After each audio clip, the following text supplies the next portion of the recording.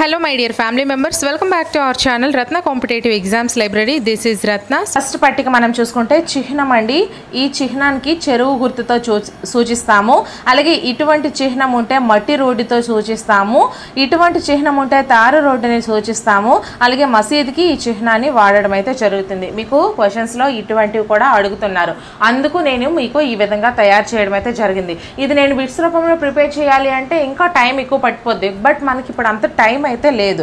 So next చిహ్నం ఏంటి? చర్చికి ఈ విధంగా చూపిస్తారు, బ్రాడ్ గేజ్ రైలు మార్గానికి ఈ విధంగా చూపిస్తారు, మీటర్ గేజ్ రైలు మార్గానికి ఈ విధంగా చూపిస్తారు, నివాస ప్రాంతాలకు వచ్చేసరికి ఈ విధంగా మనకి గుర్తు అయితే చిహ్నాన్ని చూపిస్తారు, చెట్టుకి ఈ గుర్తు వాడతారు, గుడికి గుడి గుర్తుని వాడతారు. సో జాగ్రత్తగా పరిశీలించండి 1-2 సార్లు.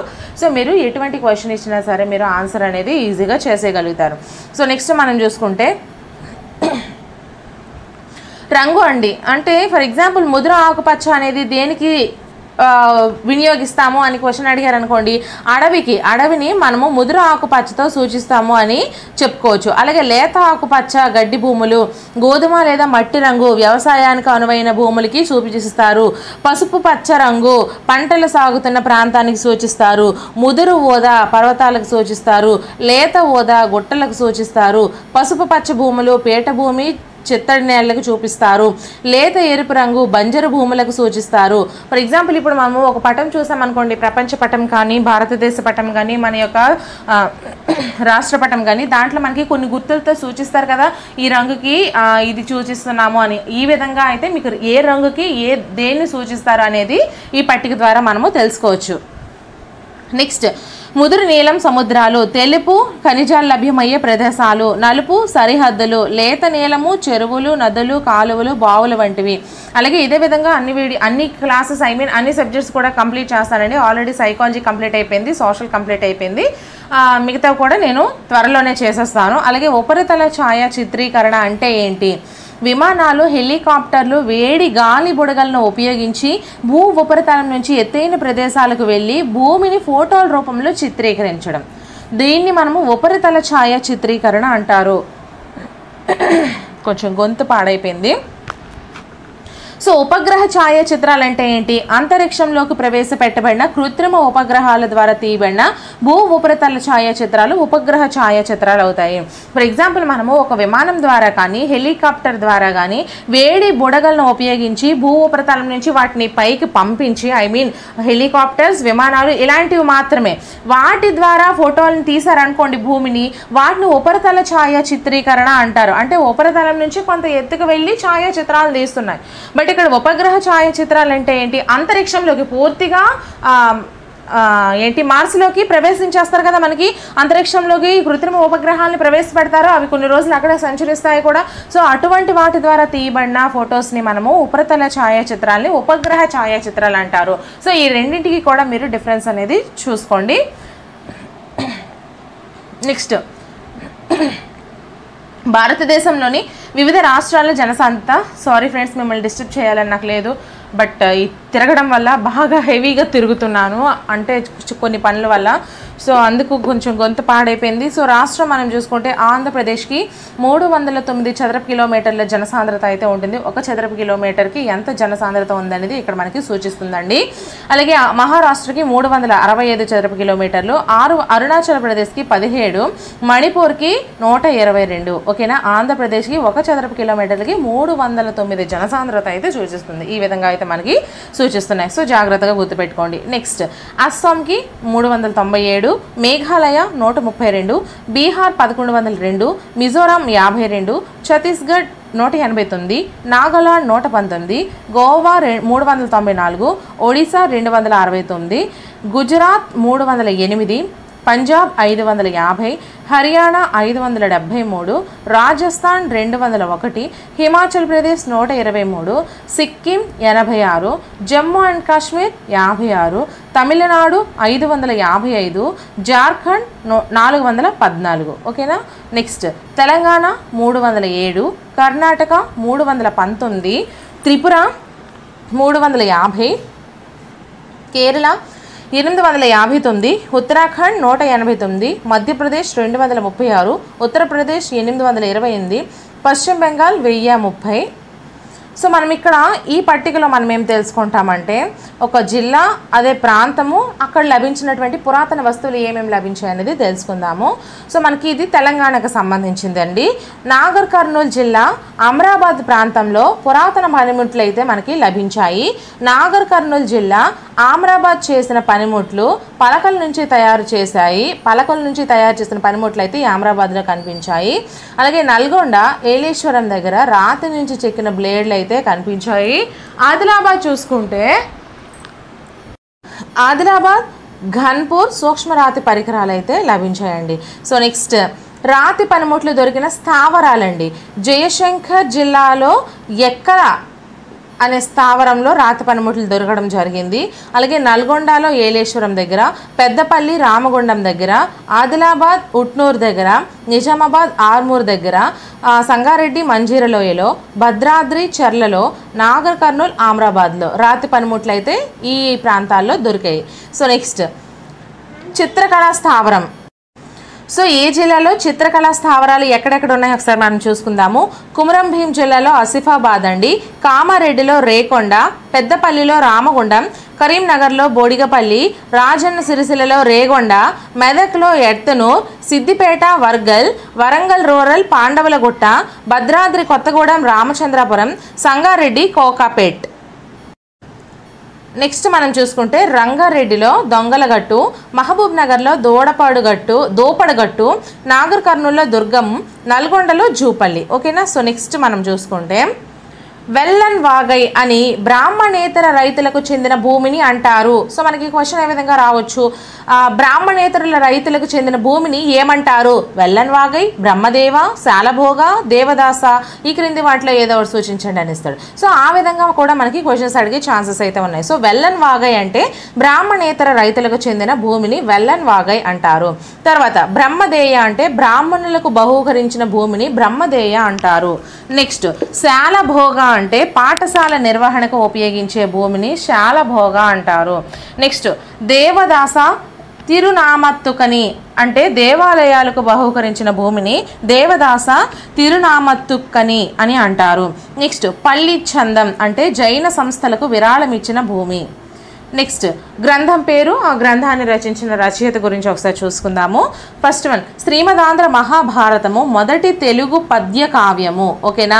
శ్రీమదాంధ్ర మహాభారతాన్నే మొదటి తెలుగు పద్య కావ్యం అని అంటారు. ఎవరు రచించారు అంటే నన్నయ్య, తిక్కన, ఎర్రాప్రగడలు రచించారు. కవిత్రయం అంటారు కదా వీళ్ళ ముగ్గురిని కలిసి. నెక్స్ట్ ప్రతాపరుద్ర యశోభూషణాన్ని విద్యానాథుడు రచించాడు. క్రీడాభిరామాన్ని వినుకొండ వల్లభురాయుడు రచించాడు.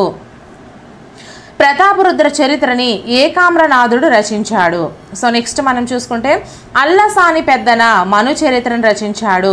నంది తిమ్మన పారిజాతాపహరణాన్ని రచించాడు.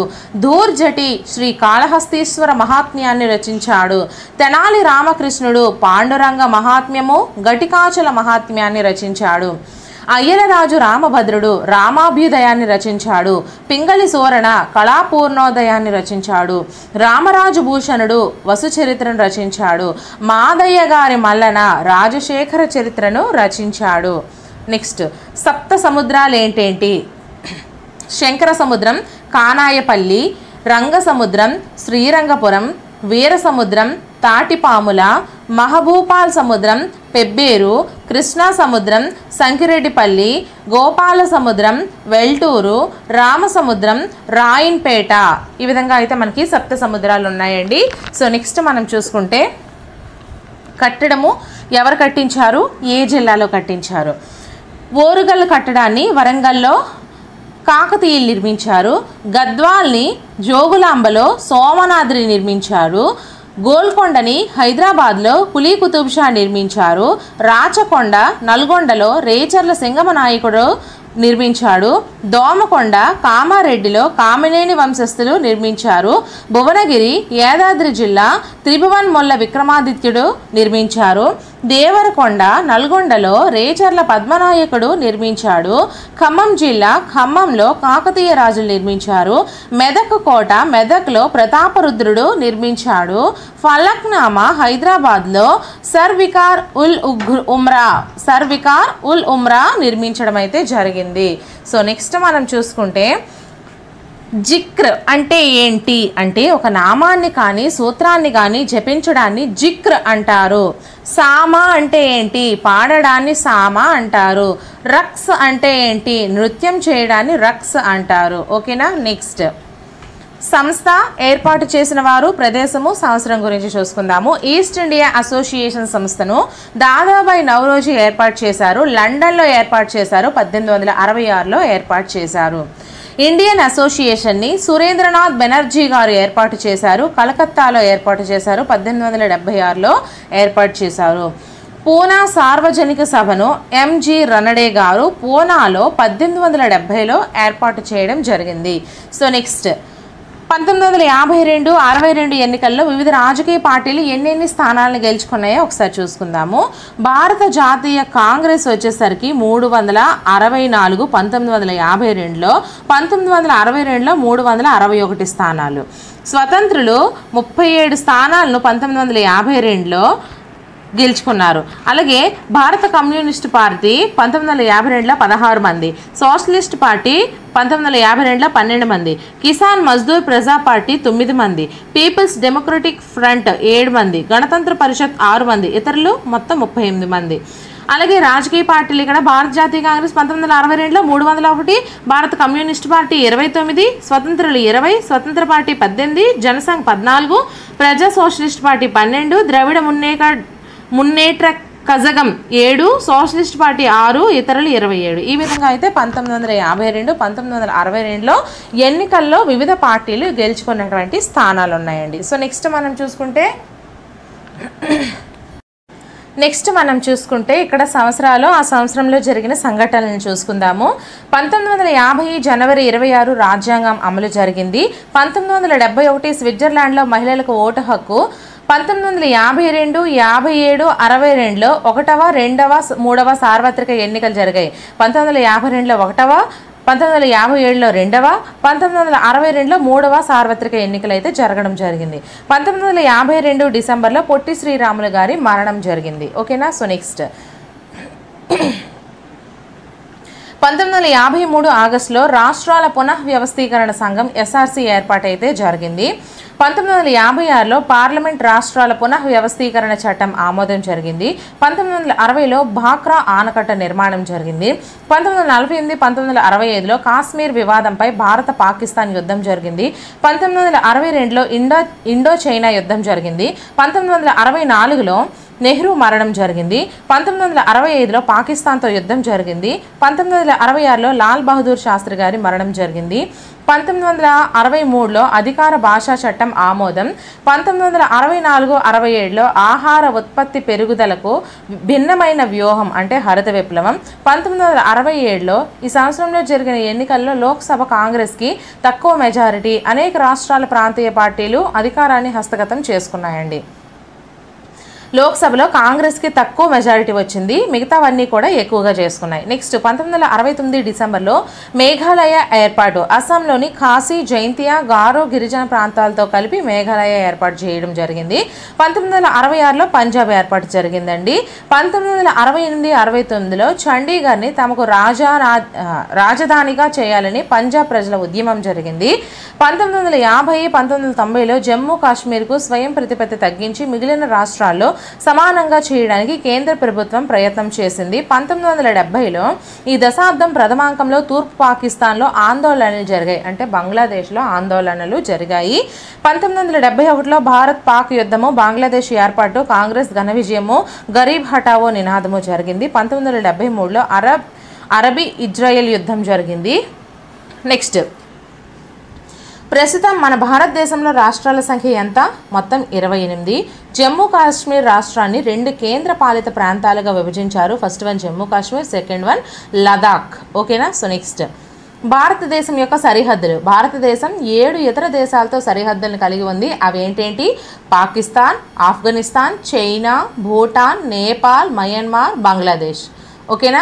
సో నెక్స్ట్ బంగాళాఖాతానికి ఆనుకొని ఉన్న రాష్ట్రాలు ఏంటంటే బంగాళాఖాతానికి ఆనుకొని ఉన్న రాష్ట్రాలు తమిళనాడు, ఆంధ్రప్రదేశ్, ఒడిశా, పశ్చిమ బెంగాల్. నెక్స్ట్ అరేబియా సముద్రానికి ఆనుకొని ఉన్న రాష్ట్రాలు కేరళ, కర్ణాటక, గోవా, మహారాష్ట్ర, గుజరాత్. నెక్స్ట్ తెలంగాణ రాష్ట్రాన్ని ఆనుకుని ఉన్న రాష్ట్రాలు మహారాష్ట్ర, ఆంధ్రప్రదేశ్, కర్ణాటక, ఛత్తీస్గఢ్. ఓకేనా? సో నెక్స్ట్ మనం చూసుకుంటే భారతదేశం వైశాల్య పరంగా ప్రపంచంలో 7వ స్థానంలో ఉందండి. వైశాల్యం పరంగా 7వ స్థానము. ప్రపంచంలోనే వైశాల్య పరంగా అతిపెద్ద దేశాలు first one Russia, second one Canada, third one China, fourth one America సంయుక్త రాష్ట్రాలు, fifth one Brazil, sixth one Australia, seventh one భారతదేశం. సో నెక్స్ట్ మన దేశంలో భౌగోళికంగా 6 మండలాలు ఉన్నాయండి. అవి ఫస్ట్ వన్ తూర్పు భారతదేశం. తూర్పు భారతదేశం అంటే ఏంటేంటి వస్తాయి? బీహార్, జార్ఖండ్, ఒడిశా మరియు పశ్చిమ బెంగాల్. నెక్స్ట్ సెకండ్ వన్ పశ్చిమ భారతదేశము గుజరాత్, గోవా, మహారాష్ట్ర మరియు రాజస్థాన్. తర్వాత ఉత్తర భారతదేశము జమ్మూ అండ్ కాశ్మీర్, హిమాచల్ ప్రదేశ్, ఉత్తరాంచల్, ఉత్తరప్రదేశ్, పంజాబ్, హర్యానా మరియు న్యూఢిల్లీ. దేశ రాజధాని హోదా కలిగిన ప్రాంతం, కేంద్రపాలిత ప్రాంతం కూడా మనకి న్యూఢిల్లీ అండి. ఓకేనా? సో నెక్స్ట్ మనం చూసుకుంటే దక్షిణ భారతదేశములో తెలంగాణ, ఆంధ్రప్రదేశ్, తమిళనాడు, కర్ణాటక మరియు కేరళలు ఉన్నాయి. అలాగే ఫిఫ్త్ వన్ ఈశాన్య రాష్ట్రాలండి. అరుణాచల్ ప్రదేశ్, అస్సాం, మేఘాలయ, త్రిపుర, మిజోరాం, మణిపూర్, నాగాలాండ్ మరియు సిక్కిం. మధ్య భారతదేశంలో మధ్యప్రదేశ్, ఛత్తీస్గఢ్ ఉన్నాయి. నెక్స్ట్ మనం చూసుకుంటే కొండలండి. ఏ కొండలు ఏ రాష్ట్రాల్లో ఉన్నాయి? పాట్కాయ్ కొండలు నాగాలాండ్ రాష్ట్రంలో, నాగా కొండలు నాగాలాండ్ రాష్ట్రంలో, మణిపురి కొండలు మణిపూర్లో, ఖాసీ కొండలు మేఘాలయలో, మిజో కొండలు మిజోరాంలో ఉన్నాయి. నెక్స్ట్ పడమటి కనుమల గురించి మనం తెలుసుకుందాము. ఈ పడమటి కనుమలు పడమటి తీరానికి సమాంతరంగా ఉంటాయి. పడమటి కనుమలు అవిచ్ఛిన్న శ్రేణులుగా ఉండి మధ్యలో కొన్ని కనుమలు తీర ప్రాంత మైదానాలకు ప్రవేశ ద్వారంగా ఉంటాయి. తూర్పు కనుమల కంటే పడమటి కనుమల ఎత్తు ఎక్కువ కనుక దక్కన్ పీఠభూమి పడమటి నుండి తూర్పుకు వాలి ఉంది. పడమటి కనుమల పొడవు 1600 కిలోమీటర్లు. పడమటి కనుమల ఎత్తు 2000 మీటర్లు. ఇవి గూడలూరు వద్ద నీలగిరి పర్వతాలను కలుస్తాయి. ప్రఖ్యాతిగాంచిన వేసవి విడిది అయిన ఉదగమండలం అంటే ఊటీ నీలగిరి పర్వతాల్లోనే ఉంది. పడమటి కనుమలలో ప్రముఖ కొండలు పళని, కాడ్డమం, అనైముడి. నీలగిరి పర్వతాల్లో ఎత్తైన శిఖరం దొడబెట్ట 2637 మీటర్ల ఎత్తు ఉంటుంది. నెక్స్ట్ పశ్చిమ కనుమల్లో ఎత్తైన శిఖరము అనైముడి 2695 మీటర్లు ఉంటుంది. నెక్స్ట్ తూర్పు కనుమలు. తూర్పు కనుమలు విస్తరించి ఉన్న ప్రాంతము ఉత్తరాన మహానది లోయ నుండి దక్షిణాన నీలగిరి పర్వతాల వరకు విస్తరించి ఉంటుంది. నెక్స్ట్ తూర్పు కనుమలు విచ్ఛిన్న శ్రేణులు. గోదావరి, కృష్ణా నదులు పశ్చిమ కనుమల్లో పుట్టి పీఠభూమి గుండా ప్రవహిస్తూ బంగాళాఖాతంలో కలుస్తాయి. వీటి సగటు ఎత్తు 900 మీటర్లు మించదు. ఓకేనా? ఇవి తూర్పు కనుమలు. ఇంతకుముందు పశ్చిమ కనుమల గురించి నేర్చుకున్నాం. ఇవి తూర్పు కనుమలు. నెక్స్ట్ తూర్పు కనుమల్లో ఎత్తైన పర్వతం అరోమా కొండ 1680 మీటర్లు, చింతపల్లి ఆంధ్రప్రదేశ్లో ఉంది. నెక్స్ట్ తూర్పు కనుమల్లో ప్రముఖ కొండలు నల్లమల, వెలికొండ, పాలకొండ, శేషాచలం కొండలు. తూర్పు తీరంలో గల సరస్సులు చిల్కా సరస్సు ఒడిశా, కొల్లేరు, పులికాట్ సరస్సులు ఆంధ్రప్రదేశ్. తూర్పు కనుమల్లో ఎత్తైన శిఖరము అరోమా ఖండము 1680 మీటర్ల ఎత్తు. పశ్చిమ తీర మైదానం. నెక్స్ట్ మనం చూసుకుంటే పశ్చిమ తీర మైదానం 3 భాగాలుగా కలదండి. కొంకణ్ తీర ప్రాంతము మహారాష్ట్ర, గోవాలలో విస్తరించి ఉంది. కెనరా తీర ప్రాంతము కర్ణాటకలో విస్తరించి ఉంది. మలబార్ తీర ప్రాంతము కేరళలో విస్తరించి ఉంది. నెక్స్ట్ తూర్పు తీర మైదానంలో 3 తీర ప్రాంతాలు ఏంటి అంటే ఉత్కల్ తీరం ఒడిశా, సర్కార్ తీరం ఆంధ్రప్రదేశ్, కోరమండల్ తీరం తమిళనాడు. నెక్స్ట్ ఇప్పుడు సాంప్రదాయ భారతీయ కాలాలు ఋతువులు మనం చూసుకుందాము. వసంత ఋతువు, గ్రీష్మ ఋతువు, వర్ష ఋతువు, శరత్ ఋతువు, హేమంత ఋతువు, శిశిర ఋతువు. ఈ వసంత ఋతువు అంటే ఏంటి? చైత్రం నుంచి వైశాఖం వరకు అంటే మార్చి నుంచి ఏప్రిల్ వరకు. గ్రీష్మం అంటే ఏంటి? జ్యేష్టం నుంచి ఆషాఢం వరకు, మే నుండి జూన్ వరకు. వర్ష ఋతువు శ్రావణం నుండి భాద్రపదం వరకు, జూలై నుండి ఆగస్టు వరకు. శరద్ ఋతువు ఆశ్వేజం నుంచి కార్తీకం వరకు, ఇది సెప్టెంబర్ నుంచి అక్టోబర్ వరకు. హేమంత్ ఋతువు మార్గశిరం నుంచి పుష్యం వరకు, నవంబర్ నుంచి డిసెంబర్ వరకు. శిశిరం మాఘం నుంచి ఫాల్గుణం వరకు, జనవరి నుండి ఫిబ్రవరి వరకు. నెక్స్ట్ మనం చూసుకుంటే తెలంగాణ రాష్ట్రంలో అడవులు విస్తరించిన ప్రాంతాలను చూసుకుందాము. ఆదిలాబాద్లో నిర్మల్ ఉన్నాయి. సారీ ఫ్రెండ్స్, ఇక్కడ మనకి ఇవి వేరు. ఆదిలాబాద్లో అడవులు విస్తరించి ఉన్నాయి, కుమరం భీంలో ఉన్నాయి, పెద్దపల్లిలో ఉన్నాయి, మహబూబాబాద్లో ఉన్నాయి, నాగర్ కర్నూల్లో ఉన్నాయి, నిర్మల్లో ఉన్నాయి, మంచిర్యాలలో ఉన్నాయి, జయశంకర్లో ఉన్నాయి, భద్రాద్రిలో ఉన్నాయి. ఓకేనా. సో నెక్స్ట్ మనం చూసుకుంటే జిల్లా గిరిజనుల నేమ్ని అంటే వాళ్ళ పేరుని ఏమని పిలుస్తారు? ఆదిలాబాద్ జిల్లాలో ఉండే గిరిజనులను గోండులు అంటారు. నిర్మల్లో ఉండే గిరిజనులను కొలామి అంటారు. కుమరం భీంలో ఉండే గిరిజనులను ప్రధానులు అంటారు. మంచిర్యాలలో ఉండే గిరిజనులను తోటి అంటారు. భద్రాద్రిలో ఉండే గిరిజనులను కోయ కొండరెడ్లు అంటారు. మహబూబాబాద్లో ఉండే గిరిజనులను బంజారాలు అంటారు. భద్రాద్రిలో ఉండే గిరిజనులను కోయ కొండరెడ్లు అంటారు. ఓకేనా. సో నెక్స్ట్ మనం చూసుకుంటే నెక్స్ట్ మనము ద్వీపము అంటే ఏంటి, ద్వీపకల్పం అంటే ఏంటి చూసుకుందాము. ద్వీపకల్పం అంటే మూడు వైపులా నీటితో ఒకవైపున భూమితో ఉన్న భూస్వరూపాన్ని ద్వీపకల్పం అంటాము. నాలుగు వైపులా నీరుండి ఒకవైపు కూడా భూభాగం లేని వాటిని ద్వీపం అంటాము. ఉదాహరణకి మనకి ఇక్కడ ద్వీపకల్పానికి ఉదాహరణ ఇటలీ, స్కాండినేవియా, నార్వే, స్వీడన్లో ఉంది. గ్రీస్, స్పెయిన్ మరియు పోర్చుగల్ 2 దేశాలు కలిపి కూడా ద్వీపకల్పం అండి. అలాగే ద్వీపానికి ఉదాహరణలు మనం చూసుకుంటే గ్రేట్ బ్రిటన్, ఐర్లాండ్, ఐస్లాండ్ అండి. ఓకేనా. సో నెక్స్ట్ మనం చూసుకుంటే అఖాతం అంటే ఏంటి, గల్ఫ్ అంటే ఏంటి? సముద్రపు అలల ద్వారా క్రమక్షయానికి గురై ఏర్పడే అర్ధచంద్రాకారపు భూస్వరూపాన్ని అఖాతం అంటారు. ఉదాహరణకి బిస్కే అఖాతము. వీటి ముఖద్వారం వెడల్పు. ఓకేనా. నెక్స్ట్ గల్ఫ్ మనం చూసుకుంటే గల్ఫ్ అంటే ప్రధాన భూభాగంలోనికి చొచ్చుకు వచ్చిన సముద్ర భాగాన్ని గల్ఫ్ అంటారు. ఉదాహరణకి గల్ఫ్ ఆఫ్ బోత్నియా, బాల్టిక్ సముద్రం అతిపెద్ద గల్ఫ్ ప్రాంతం. వీటి ముఖద్వారం ఇరుకు. ఓకేనా. సో నెక్స్ట్ మనం చూసుకుంటే రైన్ నది ప్రవహించు దేశాలు ఏంటేంటి? Switzerland, Austria, Germany, France, Netherlands. అలాగే డాన్యూబ్ నది ప్రవహించు దేశాలు జర్మనీ, ఆస్ట్రియా. నెక్స్ట్ మనం చూసుకుంటే అలాగే ఇక్కడ డాన్యూబ్ నది ప్రవహించే దేశాలు జర్మనీ, ఆస్ట్రియా కాకుండా హంగరీ, క్రొయేషియా, యుగోస్లేవియా మొత్తం 5 ఈ యొక్క దేశాల గుండా ప్రవహిస్తుంది. నెక్స్ట్ మనం చూసుకుంటే కాస్పియన్ సముద్రం ఒక సరస్సు లాంటిది. వోల్గా నది ద్వారా జల రవాణాతో వ్యాపారం చేయడం కష్టము.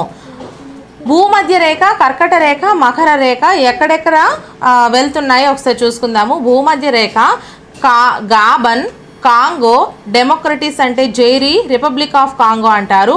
Uganda, Kenya, Somalia, Sao Tome, Principe. ఓకేనా. నెక్స్ట్ కర్కట రేఖ ప్రవహించివి పశ్చిమ Sahara, Mauritania, Algeria, Libya, Egypt, Niger, Mali. Next మకర రేఖ నమీబియా, బోట్స్వానా, దక్షిణాఫ్రికా, మొజాంబిక్, మడగాస్కర్ వీటి గుండా ప్రవహిస్తుంది. నెక్స్ట్ మనం చూసుకుంటే ఇక్కడ మనకి భూమధ్య రేఖ పోవు ఖండాలు, దేశాలు గురించి ఒకసారి మనము చూసుకుందామండి. ఇక్కడ మనకి దక్షిణ అమెరికా ఖండంకి వచ్చేసరికి ఈక్వెడార్, కొలంబియా, ఆఫ్రికా ఖండానికి వచ్చేసరికి గాబన్, కాంగో, ఆసియా ఖండానికి వచ్చేసరికి మాల్దీవులు, ఇండోనేషియా. అలాగే మళ్ళీ ఇంకా కొన్ని ఇచ్చారండి. దక్షిణ అమెరికాకు వచ్చేసరికి బ్రెజిల్ అండి. అలాగే ఇక్కడ మధ్యలో ఏమి ఇచ్చారు, ఆఫ్రికా ఖండము, ఆసియా ఖండం కదా. ఆఫ్రికా ఖండంకి వచ్చేసరికి Democratic Republic of Congo, Uganda, Kenya, Somalia, Sao Tome, Principe. అలాగే ఇక్కడ ఆసియా ఖండంకి వచ్చేసరికి కిరిబటి. ఇవి మనకి భూమధ్య రేఖ. నెక్స్ట్ మనం చూసుకుంటే దక్షిణ అమెరికాలో చిలీ, అర్జెంటీనా, పరాగ్వే, బ్రెజిల్. ఆఫ్రికాలో నమీబియా, బోట్స్వానా, దక్షిణాఫ్రికా, మొజాంబిక్, మడగాస్కర్. నెక్స్ట్ ఆస్ట్రేలియాలో ఆస్ట్రేలియా. ఓకేనా. సో నెక్స్ట్ మనం చూసుకుంటే ముఖ్యమైన మహాసముద్ర అగాధాలండి. అగాధం పేరు ఛాలెంజర్ లేదా మెరియానా అగాధము. పసిఫిక్ మహాసముద్రము. లోతు 11,022 మీటర్లు. నెక్స్ట్ అగాధం పేరు ప్యూర్టోరికో లేదా నేవ్స్. మహాసముద్రం వచ్చేసరికి అట్లాంటిక్ మహాసముద్రము 10,475 మీటర్లు. జావా అగాధం వచ్చేసరికి హిందూ మహాసముద్రము 7,450 మీటర్లు. ఓకేనా. సో నెక్స్ట్ మనం చూసుకుంటే మంచినీటి విస్తరణ వచ్చేసరికి మంచు దిబ్బలు హిమానీ నదాల్లో 68.7% ఉన్నదండి. భూగర్భ జలాలు 30.1%, ఉపరితలపు నీరు 0.3%, ఇతరులు వచ్చేసరికి 0.9% అయితే విస్తరించి ఉంది. సో నెక్స్ట్ మనం చూసుకుంటే భూమిపై నీటి విస్తరణ. సముద్రంలోనే నీరు మొత్తం 97% ఉంది. మంచినీరు 3% 7% మాత్రమే ఉంది. భూ ఉపరితలంపై మంచినీటి విస్తరణ అంటే 87% చెరువుల్లో ఉన్నాయి. అంటే ఇప్పుడు ఈ మంచినీరులో ఇవి మళ్ళీ వేరేగా, కానీ భూమి మొత్తం మీద మనకి 97% సముద్ర ఉప్పు నీరు, మంచినీరు 3% అయితే ఈ 3%లో మళ్ళీ చెరువుల్లో 87%, చిత్తడి నేలలో 11%, నదుల ద్వారా 2% మాత్రమే మంచినీటి విస్తరణ అయితే ఉంది. ఓకేనా. సో నెక్స్ట్ మనం చూసుకుంటే తెలంగాణ రాష్ట్ర వివరాలు ఒకసారి మనం చూసుకుందాము. తెలంగాణ విస్తీర్ణము 1,12,777 చదరపు కిలోమీటర్లు అండి. 1,12,077 చదరపు కిలోమీటర్లు. అక్షాంశాలు పరంగా చూసుకుంటే 15 డిగ్రీల 46 నిమిషాల నుంచి 19 డిగ్రీల 47 నిమిషాల వరకు, రేఖాంశాల పరంగా 77 డిగ్రీల 16 నిమిషాల నుంచి 81 డిగ్రీల 43 నిమిషాలు. దేశం పరంగా భారతదేశము, ప్రాంతము దక్షిణ భారతము, అవతరణ దినము జూన్ 2, 2014, రాజధాని హైదరాబాద్, జిల్లాల సంఖ్య 31. ఓకేనా. సో నెక్స్ట్ మనం చూసుకుంటే ఇక్కడ మన తెలంగాణ రాష్ట్రంలో ఉన్న జిల్లాలు ఏంటేంటి? ఆదిలాబాద్, కుమరంభీం, భద్రాద్రి, జయశంకర్, జోగులాంబ, హైదరాబాద్, జగిత్యాల, జనగామ, కామారెడ్డి, కరీంనగర్, ఖమ్మం, మహబూబాబాద్, మహబూబ్ నగర్, మంచిర్యాల, మెదక్, మేడ్చల్, నల్గొండ, నాగర్ కర్నూల్, నిర్మల్, నిజామాబాద్, రంగారెడ్డి, పెద్దపల్లి, రాజన్న, సంగారెడ్డి, సిద్దిపేట్, సూర్యాపేట్, వికారాబాద్, వనపర్తి, వరంగల్ పట్టణం, వరంగల్ గ్రామీణం, యాదాద్రి. ఓకేనా. సో ఈ విధంగా అయితే మనకి ఉండడం జరిగింది. సో నెక్స్ట్ మనం చూసుకుంటే రాష్ట్ర భాష తెలుగు, ఉర్దూ. రాష్ట్ర శాసనసభ స్థానాల సంఖ్య 119, శాసన మండలి స్థానాల సంఖ్య 40, లోక్సభ స్థానాల సంఖ్య 17, రాజ్యసభ స్థానాల సంఖ్య 7, ముఖ్య నదులు గోదావరి, కృష్ణ, మంజీరా, మూసి, జిల్లా ప్రజా పరిషత్ల సంఖ్య 9. ఓకేనా. సో నెక్స్ట్ మనం చూసుకుంటే మండల ప్రజా పరిషత్ల సంఖ్య 443, మున్సిపల్ కార్పొరేషన్ల సంఖ్య 6, మున్సిపాలిటీల సంఖ్య 38, రెవెన్యూ మండలాల సంఖ్య 464, గ్రామ పంచాయతీల సంఖ్య 8,778, మొత్తం జనాభా 351.94 లక్షలు 2011 జనాభా లెక్కల ప్రకారం. సో నెక్స్ట్ మనం చూసుకుంటే పురుషుల సంఖ్య 177.04 లక్షలు, స్త్రీల సంఖ్య 174.90 లక్షలు. లింగ నిష్పత్తి ప్రతి 1000 మంది పురుషులకు స్త్రీల సంఖ్య 988, జనసాంద్రత 1 చదరపు కిలోమీటర్కు 307, అక్షరాస్యత రేటు 66.46%, పురుషుల అక్షరాస్యత రేటు 74.95%, స్త్రీల అక్షరాస్యత రేటు 57.92%. నెక్స్ట్ మనం చూసుకుంటే ఏ జిల్లాలో ఉన్నటువంటి కొండలు మనం ఒకసారి చూసుకుందాము. ఆదిలాబాద్, నిర్మల్ జిల్లాల్లో సాత్మలా కొండలు, మహబూబ్ నగర్, నాగర్ కర్నూల్ జిల్లాల్లో బాలఘాట్ శ్రేణులు, వికారాబాద్లో అనంతగిరి, జగిత్యాలలో రాఖీ కొండలు, పెద్దపల్లి, జయశంకర్లో కందికల్ కొండలు ఉన్నాయి. నెక్స్ట్ మనం చూసుకుంటే శాసనసభకు పోటీ చేయడానికి అర్హతలండి. భారతీయ పౌరుడై ఉండాలి, 25 సంవత్సరాల వయసు నిండిన వాడై ఉండాలి, ఎటువంటి లాభదాయకమైన ప్రభుత్వ పదవుల్లో ఉండరాదు, చట్టం నిర్దేశించిన ఇతర అర్హతలు కలిగి ఉండాలి. నెక్స్ట్ మనం చూసుకుంటే తెలంగాణ రాష్ట్ర చిహ్నాలండి. రాష్ట్ర చిహ్నం, రాష్ట్ర జంతువు జింక, తెలుగు పేరు కూడా జింక. రాష్ట్ర పక్షి ఇండియన్ రోలర్, తెలుగు పేరు పాలపిట్ట. రాష్ట్ర చెట్టు జమ్మి చెట్టు, తెలుగు పేరు కూడా జమ్మి చెట్టు. రాష్ట్ర పుష్పము తంగేడు పుష్పము, తెలుగు పేరు కూడా తంగేడు పుష్పం. సో నెక్స్ట్ మనం చూసుకుంటే భారతదేశ జాతీయ చిహ్నాలండి. గుర్తు, జాతీయ జెండా రూపకర్త శ్రీ పింగళి వెంకయ్య, జాతీయ వృక్షము మర్రి చెట్టు, జాతీయ భాష హిందీ, జాతీయ నది గంగా, జాతీయ గీతం జనగణమన శ్రీ రవీంద్రనాథ్ ఠాగూర్చే రచించబడింది, జాతీయ గేయం వందే మాతరం శ్రీ బంకిం చంద్ర చటర్జీతే రచించబడింది. నెక్స్ట్ జాతీయ గేయం వందే మాతరం శ్రీ బంకిం చంద్ర చటర్జీతో రచించబడింది. జాతీయ క్యాలెండర్ సంవత్సరం ఆధారితం, చైత్రమాసం నుంచి ఫాల్గుణ మాసం వరకు. ప్రపంచ దేశంలో వలనే గ్రెగరియల్ క్యాలెండర్ను అధికార క్యాలెండర్గా ఉపయోగిస్తాము. నెక్స్ట్ జాతీయ రాజముద్ర సారానాథ్ వద్ద ఉన్న అశోకుని ధర్మస్తూపంలోని 3 సింహాల గుర్తు నుండి తీసుకోబడింది. జాతీయ పుష్పము తామర పువ్వు, జాతీయ ఫలము మామిడి పండు, జాతీయ జంతువు రాయల్ బెంగాల్ పులి, జాతీయ పక్షి నెమలి. నెక్స్ట్ జాతీయ పక్షి నెమలి, జాతీయ జలచర జంతువు డాల్ఫిన్, జాతీయ వారసత్వ జంతువు ఏనుగు. భారత ప్రామాణిక కాలము 82.5 డిగ్రీల తూర్పు రేఖాంశ ఆధారితము. గ్రీనిచ్ ప్రామాణిక కాలం కన్నా మన దేశ కాలము 5 గంటల 30 నిమిషాలు ముందు ఉంటుంది. కొన్ని ముఖ్యాంశాలు మనం దీనిలో చూసుకున్నట్లయితే 2011 జనాభా లెక్కల ప్రకారం దేశ జనాభా 121 కోట్లు. దేశంలో గల భాషలు 1652. రాజ్యాంగం గుర్తించిన భాషలు 22. పార్లమెంటులో సభ్యులండి ఎవరెవరు ఉన్నారు, ఎంతమంది ఉన్నారు? లోక్సభలో ఎన్నుకోబడి సభ్యులు 543. లోక్సభలో నామినేటెడ్ సభ్యులు 2. రాజ్యసభలో ఎన్నుకోబడి సభ్యులు 233. రాజ్యసభలో నామినేటెడ్ సభ్యులు 12. పార్లమెంటు మొత్తం సభ్యులు 545 + 245 మొత్తం 790. నెక్స్ట్, తెలంగాణ రాష్ట్రంలో శాసనసభ సభ్యులు, శాసనసభకు ఎన్నికగాగు సభ్యులు ఎంతమంది? 119 మంది. శాసన మండలికి ఎన్నికగాగు సభ్యులు 40 మంది. భారతదేశంలో హిందువులు 80%, ముస్లింలు 13%, క్రైస్తవులు 2%. ఇతరులు సిక్కులు, బౌద్ధులు, జైనులు ఇవి భారతదేశంలో పుట్టాయండి. ఇక్కడ మనకి పర్సెంట్ ఇవ్వలేదు. ఇతరులు అనేవి మనకి సిక్కులు, బౌద్ధులు, జైనుల క్రిందకి వస్తారు. వీళ్ళు ఎంత పర్సెంట్ ఉన్నది నేను కనుక్కొని మళ్ళీ చెప్తాను. ఇతర దేశాలకు వ్యాపించిన మతము బౌద్ధ మతము. ఓకేనా? సో నెక్స్ట్, భారత అధ్యక్షుడు లేదా రాష్ట్రపతి. భారత సమాఖ్య అధిపతిగా అధ్యక్షుడు ఉంటారు. అధ్యక్షుని క్రింది పరిపాలనలో వివిధ శాఖలకు బాధ్యత వహిస్తూ మంత్రులు ఉంటారు. భారత అధ్యక్షుడు, రాష్ట్రపతి మంత్రుల సలహాలకు కట్టుబడి ఉంటారు. ఓకేనా? సో నెక్స్ట్, భారతదేశంలో హిందువులు 80% అండి. ఆల్రెడీ ఇది మనం చెప్పుకున్నాం కదా. సో నెక్స్ట్ మనం చూసుకుంటే రాజ్యాంగాన్ని రాసిన వారు ఎన్నికైన ప్రజాప్రతినిధులతో ఏర్పడిన రాజ్యాంగ సభ. రాజ్యాంగ సభకు ఎన్నికలు జరిగిన సంవత్సరం 1946 జూలైలో. రాజ్యాంగ సభ మొదటి సమావేశం జరిగిన సంవత్సరం 1946 డిసెంబర్లో. రాజ్యాంగ సభ భారత రాజ్యాంగాన్ని ఆమోదించిన తేదీ 1949 నవంబర్ 26. భారత రాజ్యాంగం అమలులోకి వచ్చిన తేదీ 1950 జనవరి 26. భారత రాజ్యాంగ సభ సభ్యుల సంఖ్య 299. 1946లో రాష్ట్రాలకు ఎన్నికలు జరిగిన తర్వాత రాజ్యాంగ సభకు ఎన్నికలు జరిగాయి.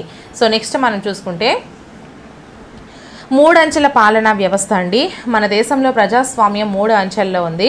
దేశ స్థాయిలో పార్లమెంటు, రాష్ట్ర స్థాయిలో రాష్ట్ర శాసనసభలు, జిల్లా స్థాయిలో పంచాయతీరాజ్ వ్యవస్థ అనే స్థానిక ప్రభుత్వాలు.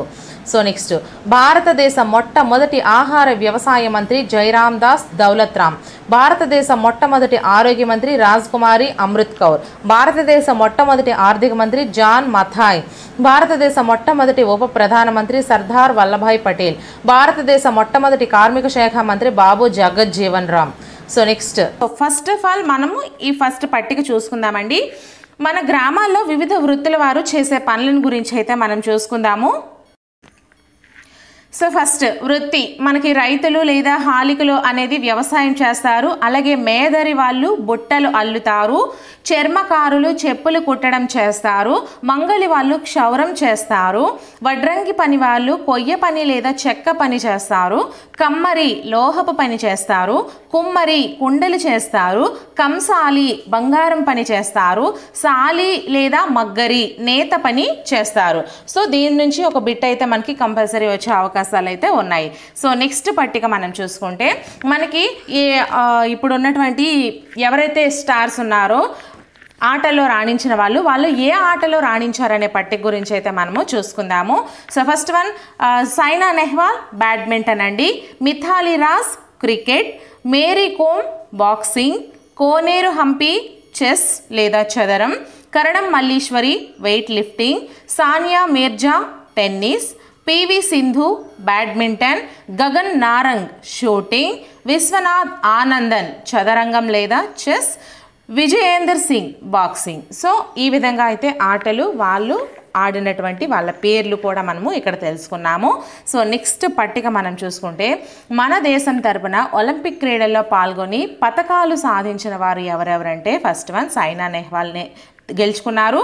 అలాగే లియాండర్ బీసీస్, ఫస్ట్ సైనా నెహ్వాల్, తర్వాత లియాండర్ బీసీస్, అలాగే విజయేందర్ సింగ్, నెక్స్ట్ మేరీ కోమ్, తర్వాత గగన్ నారంగ్. వీళ్ళైతే మన దేశం తరపున ఒలింపిక్ క్రీడల్లో పాల్గొని పతకాలు సాధించినటువంటి వారండి. సో నెక్స్ట్ మనం చూసుకుంటే ఇక్కడ ఇవి మనకి ఏంటంటే ఫర్ ఎగ్జాంపుల్ ఇక్కడ దుంప ఉంది, దుంపలు ఇప్పుడు బంగాళదుంప, కంద, చామదుంప ఇవన్నీ కూడా మనకి ఏ రకంలోకి వస్తాయి? దుంపల రకంలోకి వస్తాయి. ఈ స్టాలన్లన్నా, లసనాలన్నా, కొమ్ములన్నా, దుంప అన్నా ఇవన్నీ కూడా మనకి ఏంటి? కాండాలండి. కాండాలు పరిపక్వత చెంది రూపాంతరం చెంది ఈ విధంగా మనకి కాండ భాగంలో మనకి తినే భాగం అయితే ఉంది. సో స్టాలన్లు అని మనము స్ట్రాబెర్రీ మల్లెల్ని అంటాము. ఓకే, స్ట్రాబెర్రీ మల్లె చెట్లను స్టాలన్లు అంటారు. అలాగే లసునాలు అని ఉల్లి, వెల్లుల్లి, లిల్లీ, గ్లాడియోలి వీటిని లసునాలు అని అంటామండి. ఇప్పుడు ఈ రన్నర్లు, ఈ స్టాలన్లు ఇవన్నీ కూడా బలహీన వాయుగత కాండాలు ఏవైతే ఉంటాయో అవి నేలను తాకిన వెంటనే అక్కడే వేర్లు ఏర్పరచుకొని వేరొక కొత్త మొక్కగా ఏర్పడతాయి. సో అందుకు మనకి ఈ విధంగా వాళ్ళు పేరు అయితే పెట్టడం జరిగింది. సో స్టాలన్లు వచ్చేసరికి మనకి స్ట్రాబెర్రీ మల్లె మొక్కలను మనము స్టాలన్లు అంటారు. అలాగే లసనాలు ఉల్లి, వెల్లుల్లి, లిల్లీ, గ్లాడియోలి అని అంటారు. కొమ్ములు వచ్చేసరికి పసుపు, అల్లం ఈ రెండు కూడా మనకి కొమ్ములు జాతికి చెందినటువంటివి. నెక్స్ట్ దుంపలు వచ్చేసరికి బంగాళదుంప, కంద, చామదుంప ఇవన్నీ కూడా దుంపల రకాలకి చెందినటువంటివి. తర్వాత పిలక మొక్కలు వచ్చేసి చామంతి, పుదీనా ఈ విధంగా అయితే మనము ఈ పేర్లతో వాటిని వర్గీకరించడం అయితే జరిగింది. సో నెక్స్ట్ మనం చూసుకుంటే మొక్క పేరు అలాగే కొత్త మొక్క ఉత్పత్తి అయ్యే భాగం, అంటే మనకి ఏ మొక్క ద్వారా ఏ భాగం నుంచి కొత్త మొక్క అనేది ఉత్పత్తి అవుతుంది అనేది తెలుసుకుందాము. సో ఫస్ట్ ఆఫ్ ఆల్ చిలగడ దుంప, డాలియా, క్యారెట్, ముల్లంగి, బీట్రూట్ ఇవన్నీ కూడా మనకి రూపాంతరం చెందిన వేరు నుంచి ఉత్పత్తి అవుతుందండి. ఈ చిలగడ దుంప కానీ, డాలియా కానీ, క్యారెట్ కానీ, ముల్లంగి కానీ, బీట్రూట్ కానీ ఇవన్నీ కూడా వేర్లు రూపాంతరం చెందడం ద్వారా మనకి ఈ విధంగా ఈ భాగాలు ఏర్పడడం జరిగింది. ఓకేనా. సో నెక్స్ట్ బంగాళదుంప వచ్చేసరికి ఆల్రెడీ చెప్పాను, ఇది రూపాంతరం చెందిన కాండం అండి. బంగాళదుంప ఎటువంటిది అని మనకి ఇచ్చి అక్కడ వేర్ల, కాండమా, ఆకుల అని మనకి అడుగుతారు. సో అటువంటి అప్పుడు మీరు బంగాళదుంప వచ్చేసరికి మనకి కాండం నుంచి, మిగతా దుంపలు వచ్చేసరికి వేర్ల నుంచి, ఇది మీరు జాగ్రత్తగా గుర్తుపెట్టుకోండి.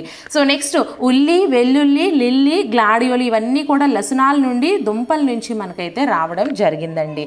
ఇవి లసునాలు, ఉల్లి, వెల్లుల్లి ఇవి మనకి లసునాలు వస్తాయి. లిల్లీ, గ్లాడియోలి మనకి దుంపలకి చెంది ఉంటాయండి. సో నెక్స్ట్ మనం చూసుకుంటే బ్రయోఫిల్లం, బిగోనియా. ఈ బ్రయోఫిల్లం, బిగోనియా అనేవి ఆకులలోని కోరకాల నుంచి ఏర్పడతాయి. మనం ఆల్రెడీ చిన్నప్పుడు చాలా చూసి ఉంటాం, ఆకుల నుంచి కొత్త మొక్కలు ఏర్పడడం. సో ఈ బ్రయోఫిల్లం అనుకోండి లేదా బిగోనియా ఈ రెండు కూడా మనకి ఆకుల నుంచి కొత్త మొక్కలు ఈ చివర్లో ఉంటాయి కదా, సో వాటి నుంచి అయితే మనకి రావడం జరుగుతుంది. సో ఆకులలోని కోరకాల నుంచి. నెక్స్ట్ చెరుకు, పుదీనా, స్ట్రాబెర్రీ, చామంతి ఇవన్నీ కూడా కాండపు కణుపుల నుంచి. సో చెరుకు మనం చీకాం కదా, ప్రతి ఒక్కరం కూడా చెరుకు తినే ఉంటాము. సో ఆ చెరుకుకి గడల మధ్యలో ఉంటాయి కదా ఏంటి కణుపులు ఉంటాయి, ఆ కణుపుల నుంచి కొత్త మొక్క అనేది రావడం జరుగుతుంది. అలాగే పుదీనా, స్ట్రాబెర్రీ, చామంతి ఇవన్నీ కూడా ఇక్కడ చెరకు వచ్చేసరికి కాండపు కణుపుల నుంచి ఏర్పడితే మనకి పుదీనా, స్ట్రాబెర్రీ, చామంతి పాకే కాండం నుంచి ఏర్పడడం అయితే జరుగుతుంది. సో ఈ విధంగా అయితే మనకి మొక్కలు ఈ రకాలుగా మనకి విభజించడం జరిగింది. సో నెక్స్ట్ ఫలం పేరు, ఫలం రకము, తినే భాగము. ఇందులోంచి మనకి ప్రీవియస్ బిట్లో ఒకటి అడిగారండి. ఇందులో మనకి ఏం అడిగారంటే వేరేది అడిగారు, ఏంటి అంటే జీడి మామిడిలో తినే భాగం ఏది అని. సో అది ఏపీ టెట్కి అడిగినట్టున్నారు. మనకి తెలంగాణ టెక్స్ట్ బుక్లో ఇవి ఇచ్చారు. సో ఫలం పేరు కొబ్బరి వచ్చేసరికి టెంకగల ఫలం అండి. అంకురచ్చదం తినే భాగం, లోపల ఉండే తెలుపు కలర్ది మనం తింటాం కదా, దాన్ని మనము అంకురచ్చదం అని అంటారు. అలాగే ఆపిల్ వచ్చేసరికి పోమ్ అనేది ఫల రకం అండి. అలాగే కండయుత పుష్పాసనం అండి, ఆపిల్ అనేది పుష్పాసనం మనము తినే భాగము, పుష్పాసనం నుంచి రూపాంతరం చెందింది అవుతుంది. అలాగే సీతాఫలం వచ్చేసరికి బెర్రీ మృదు ఫలం అండి. పెరికాట్ నుంచి మనకి దీని యొక్క తినే భాగము పెరికాట్. ఓకే, పెరికాట్ని మనము తింటాము. సో నెక్స్ట్ మనం చూసుకుంటే పైనాపిల్. పైనాపిల్ వచ్చేసరికి మనకి సోరోసిస్ అండి, సోరోసిస్ ఫలం రకము. అలాగే అక్షము, పరిపత్రము, అండన్యాస స్థానము మనము తింటామండి, తినే భాగము. అలాగే వంగ, జామ, టమాటా ఇవన్నీ కూడా బెర్రీ మృదు ఫలము. మొత్తం ఫలంని మనం తింటాం, ఫలము ఇది ఫలము. అలాగే దోస మనం చూసుకుంటే పెపో అండి, ఫలం రకము. మీసోకాట్, ఎండోకాట్, ప్లాసెంటా విత్తనాలని మనము తింటాము. ఓకేనా. సో నెక్స్ట్ పుచ్చకాయ వచ్చేసరికి పెపో అండి. మీసోకాట్, ఎండోకాట్ని మనము తినే భాగము, నిమ్మ హెస్పరీడియం, అలాగే అంతఃఫల కవచం కేశాలు మనము తినే భాగం అండి. ఓకేనా.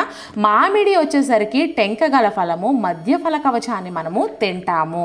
అరటి వచ్చేసరికి బెర్రీ లేదా మృదు ఫలము, మధ్య అంతర ఫల కవచాలు మనము తినడం అయితే జరుగుతుంది. నెక్స్ట్ పనస వచ్చేసరికి సోరోసిస్ అండి, కండ ఉన్న పరిపత్రం విత్తనాలు మనము తింటాము. ఓకేనా. సో నెక్స్ట్ మనకి పనస ఏమిచ్చారు? సోరోసిస్, ఇది కండగల ఉన్న పరిపత్రం విత్తనాలను మనము తింటాము. అలాగే ఖర్జూరం మృదుఫలం, ఫలకవచాన్ని తింటాము. ఇవి చాలా జాగ్రత్తగా గుర్తుపెట్టుకోవాలండి. ఈ పట్టిక నుంచి మనకు ఒక క్వశ్చన్ అయితే అడిగే ఛాన్స్ కంపల్సరీ ఉంది. ఇదిగో చెప్పాను కదా జీడి మామిడి అనేసి. సో మనకి ఈ విధంగా మనకు అడుగుతారు. లాస్ట్ టైం ఇది అడిగారు. ద్రాక్ష వచ్చేసరికి మృదుఫలం అండి, ఫలకవచము అండన్యాసము అయితే మనము తింటాము. నెక్స్ట్ దానిమ్మ వచ్చేసరికి టెస్టా అనేది ఫల రకం అండి, రసభరిత బాహ్య బీజ కవచాన్ని మనం తింటాము. ధాన్యాలు వచ్చేసరికి శుష్క అవిదారక ఫలం అండి, అంకురచ్చదాన్ని తింటాము. అలాగే జీడి మామిడి పెంకు గల ఫలము, బీజ దళాలు, కండగల పుష్ప వృంతాన్ని తింటాము జీడి మామిడి. ఓకేనా. సో నెక్స్ట్ వేరుశనగ అనేది ద్వివిధారక ఫలము, బీజ దళాలని తింటాము. నారింజ హెస్పరీడియం అండి, అంతఃఫల కవచంలోని రసయుత రసభరిత అండన్యాస కేశాలని మనము తినడం జరుగుతుంది. నెక్స్ట్ వరి వచ్చేసరికి కవచ బీజకం అండి, అంకురచ్చదాన్ని మనము తింటాము.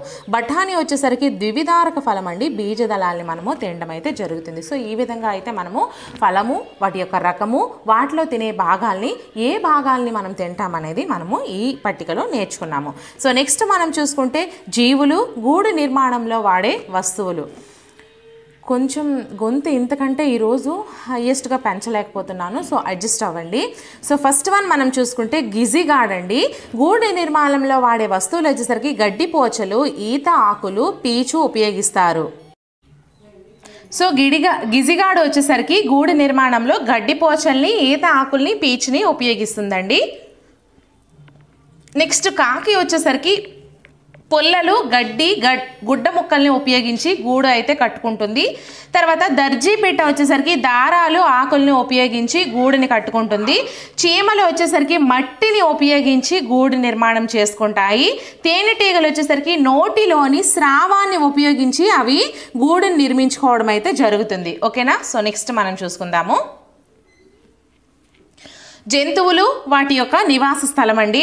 గుడ్లగూబలు వచ్చేసరికి చెట్ల తొర్రల్లో నివసిస్తాయి. కుందేళ్ళు నేల బొరియలు, పొదలలో నివసిస్తాయి. ఆవులు లేదా గేదెలు పాకలలో నివసిస్తాయి. కుక్కలు మనకి కెన్నెల్స్లో నివసిస్తాయి. గుర్రాలు గుర్రపు శాలల్లో నివసిస్తాయి. చేపలు ఎక్వేరియంలో నివసిస్తాయి. సో నెక్స్ట్ మనం ఇక్కడ మొక్కలు ఉత్పత్తి చేసే జీవ రసాయన పదార్థాలు మనకి రెండు రకాలండి. ఫస్ట్ ప్రాథమిక జీవక్రియోత్పన్నాలు, సెకండ్ వన్ ద్వితీయ జీవక్రియోత్పన్నాలు. సో ఇక్కడ మనము ప్రాథమిక జీవక్రియోత్పన్నాలు చూసుకుంటే పిండి పదార్థాలు, మాంసకృతులు, క్రొవ్వులు, ఇవి మనము తినేకి ఉపయోగిస్తాము.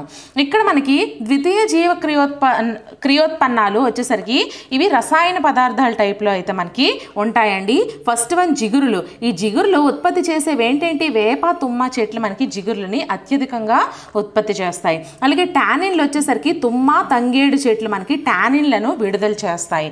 రెసిన్లను పెనస్ అనే చెట్లు మనకి రెసిన్లను విడుదల చేస్తాయి. అలాగే లేటెక్స్ రబ్బరు మొక్క విడుదల చేస్తుంది.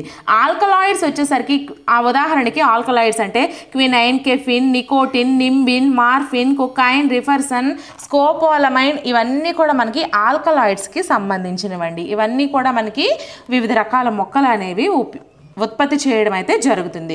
సో ఈ విధంగా మనము మొక్కలు ఉత్పత్తి చేసే జీవ రసాయన పదార్థాలు గురించి ఈ పట్టికలో మనము తెలుసుకున్నాము. సో నెక్స్ట్ మనం చూసుకుంటే మొక్కల శ్వాసక్రియలో ఏర్పడే వ్యర్థాలు ఏంటి, అలాగే కిరణజన్య సంయోగ క్రియలో ఏర్పడే వ్యర్థ పదార్థం ఏంటి. ఇక్కడ మనకి మొక్కల శ్వాసక్రియలో CO2 కార్బన్ డయాక్సైడ్ అనేది వ్యర్థ పదార్థంగా ఏర్పడుతుంది. అలాగే నీరు. నెక్స్ట్ ఇక్కడ కిరణజన్య సంయోగ క్రియలో O2 ఆక్సిజన్ అనేది వ్యర్థ పదార్థంగా ఏర్పడడం అయితే జరుగుతుందండి. ఓకేనా. సో నెక్స్ట్ మనం చూసుకుంటే సో మనం ఇప్పుడే చెప్పుకున్నాం కదా ఆల్కలాయిడ్స్ అనేవి ఇవన్నీ. సో ఈ ఆల్కలాయిడ్స్ ఏవి, ఎక్కడ, ఎవరు విడుదల చేస్తారనేది మనం ఇప్పుడు చూసుకుందాము. సో ఆల్కలాయిడ్ నేమ్ వచ్చేసరికి క్వినైన్ అండి. ఇది సింకోనా అఫిసినాలిస్ సింకోనా అనే మొక్క ద్వారా ఉత్పత్తి చేస్తుంది. మొక్కలోని బెరడు భాగం అయితే ఉత్పత్తి చేయడం జరుగుతుంది. మలేరియా నివారణకు ఈ క్వినైన్ అనేది ఉపయోగిస్తారు. కెఫెన్ వచ్చేసరికి కాఫియా అరాబికా అంటే కాఫీ మొక్క అండి. విత్తనాలు అనేది మొక్కలోని భాగము. నాడీ వ్యవస్థ ఉత్తేజకారకంగా ఇది ఉపయోగపడుతుంది. అలాగే నికోటిన్ అనేది నికోటియానా టొబాకమ్ పొగాకండి. ఆకుల నుంచి ఇదైతే మొక్కలోని భాగము. క్రిమి సంహారిణిగా దీన్ని ఉపయోగిస్తారు. అలాగే నింబిన్ అజాడిరక్టా ఇండికా వేప చెట్టు నుంచి నింబిన్ అనేది ఉత్పత్తి అవుతుంది. విత్తనాలు బెరడు ఆకుల నుంచి ఉత్పత్తి అవుతుంది. యాంటీసెప్టిక్గా దీన్ని ఉపయోగించడం జరుగుతుంది. మార్ఫిన్ కొకైన్ వచ్చేసరికి పపావర్ సోమ్నిఫెరమ్ గంజాయి అంటారండి. ఈ గంజాయి అనేది ఫలం నుంచి విడుదలవుతుంది. మత్తు మందు అలాగే నొప్పి నివారణగా ఉపయోగపడుతుంది. రిసర్ఫిన్ వచ్చేసరికి రావుల్ఫియా సప్పంటైన్ సప్పగంధి అంటారండి. ఇది వేరు ద్వారా ఉత్పత్తి అవుతుంది. పాము కాటు నుండి రక్షణ అయితే మనకి ఇది దీని నుంచి జరుగుతుంది. అలాగే స్కోపోలమైన్ వచ్చేసరికి ఉమ్మెత్త అండి.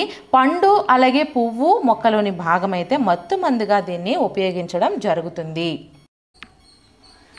నెక్స్ట్ హార్మోన్లు ఉపయోగాల గురించి మనం తెలుసుకుందాము. మనకి ఆక్సిన్లు వచ్చేసరికి కాండం పెరుగుదలకి, కాండం వేరు విభేదనం చెందడానికి ఆక్సిన్లను కనుగొని పేరు పెట్టింది FW వెంట్ అండి. ఈ కాండం పెరుగుదలకి, కాండం వేరు విభేదనం చెందడానికి ఆక్సిన్లు అనేవి ఉపయోగపడతాయి. అలాగే మొక్కలలో మొట్టమొదట గుర్తించిన హార్మోన్ వచ్చేసరికి ఆక్సిన్. ఓకేనా? సో ఇవి మీరు జాగ్రత్తగా ఈ పాయింట్స్ని గుర్తుపెట్టుకోండి. సో నెక్స్ట్ జిబ్బరెల్లిన్లు వచ్చేసరికి విత్తనాల అంకురోత్పత్తికి, విత్తనాల సుప్తావస్థను తొలగించడానికి, కోరకాల మొలకెత్తించడం, కోరకాల సుప్తావస్థను తొలగించడం, కాండం పొడవడం, అలాగే పుష్పించడానికి ప్రేరేపించడం, ఫలాల అభివృద్ధికి ఈ జిబ్బరెల్లిన్లు అనేవి ఉపయోగపడతాయి. ఇక్కడ కాండము పొడవుగా అవ్వడం అండి. సో జిబ్బరెల్లిన్లు అనేది ఈ విధంగా ఉపయోగపడడం జరుగుతుంది. సో నెక్స్ట్ చూసుకుంటే సైటోకైనిన్లు అండి. ఈ సైటోకైనిన్లు కణ విభజన ప్రేరేపించడము, పార్శ్వ కోరకాల పెరుగుదలను ప్రేరేపించడము, ఆకులు రాలకుండా చేయడము, పత్రరంధ్రాలు తెరుచుకునే విధంగా చేయడం అయితే జరుగుతుంది. అలాగే ఎథిలీన్ వచ్చేసరికి ఫలాలు పక్వానికి రావడము, అబ్సెసిక్ ఆమ్లం వచ్చేసరికి పత్రరంధ్రాలు మూసుకొనుట, విత్తనాలు సుప్తా వ్యవస్థలో ఉంచుట ఉపయోగపడుతుంది. సో ఫర్ ఎగ్జాంపుల్ మనకి ఎలా ఇస్తారు, ఫలాలు పక్వానికి రావడానికి ఉపయోగపడేది ఏది అని ఎథిలీన్, అబ్సెసిక్ ఆమ్లం, సైటోకైనిన్లు, ఆక్సిన్లు అని ఇస్తారు. సో ఆన్సర్ వచ్చేసరికి ఎథిలీన్ అని పెట్టాలి. సో ఈ విధంగా మనకి క్వశ్చన్ ఫార్మేట్ అయితే ఉంటుంది. అందుకే మీకు ఇంపార్టెంట్ కీవర్డ్స్ మాత్రమే మీకు చెప్తున్నాను. సో వీటిని మనం చూసుకుంటే మ్యాక్సిమం మార్క్స్ అనేవి మనము సంపాదించుకోవచ్చు. అండ్ ఇంకో విషయం ఏంటంటే సైకాలజీ నుంచి కూడా మ్యాక్సిమం 25 మార్క్స్ మీకు కవర్ అయ్యేలా ఒక వీడియో చేయాలనుకుంటున్నాను. సో చేయాలి అంటే మాత్రం మీ సపోర్ట్ కంపల్సరీగా ఉండాలి. ఎందుకంటే సపోర్ట్ లేకుండా అయితే నేను అస్సలు కొత్త వీడియోస్ చేయలేను. మీకు వద్దు అంటే మాత్రం నేను చేయలేను. మేడం గారు మాకు కావాలి అంటేనే చేయగలను. సో ఓకే, చాలామంది రిక్వెస్ట్ చేస్తున్నారు కాబట్టి నేను చేయాలి అని ఒక ఆలోచన అయితే ఉంటుంది. బట్ ఖచ్చితంగా చేయాలనుకుంటున్నాను. సో సపోర్ట్ ఇవ్వండి, చేయమని కామెంట్ సెక్షన్లో కామెంట్ చేయండి. సో నెక్స్ట్ మనం చూసుకుంటే నిల్వ చేయడానికి ఉపయోగించే పద్ధతులు, ఉదాహరణల గురించి మనం తెలుసుకుందాము. సో ఫస్ట్ వన్, ఉప్పు ప్లస్ మిరపపొడి ప్లస్ నూనె కలపడం ద్వారా పచ్చళ్లను నిల్వ చేయవచ్చండి. అలాగే కేవలం ఉప్పు చేర్చడం ద్వారా చేపలను నిల్వ చేయవచ్చు.